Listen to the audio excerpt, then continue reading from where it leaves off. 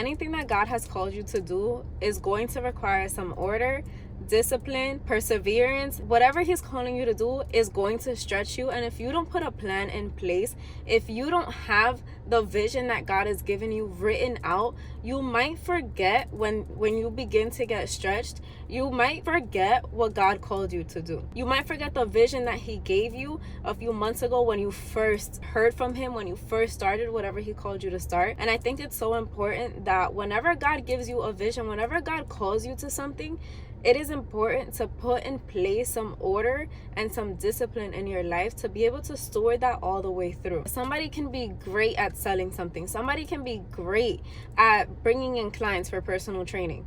But if that person doesn't have a plan in place, if that person doesn't go into each training session with a plan and gives that client the assurance that they know what they're doing, that client is not going to stay with that personal trainer. So in the same sense, if God has called you to something, but you don't know how to steward it well, you aren't putting the things in place to help you steward that vision well, it's not going to last. You're not going to be able to do what God has called you to do without burning out, without feeling fatigued, without feeling tired, without probably doing it on your own strength.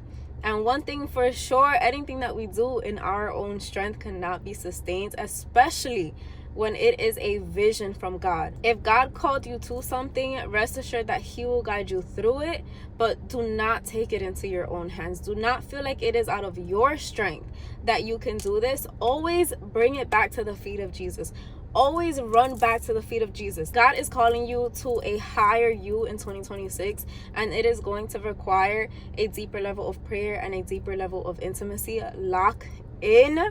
2026 is just getting started, and it is going to be the best year yet as long as you lock in and do what God is calling you to do.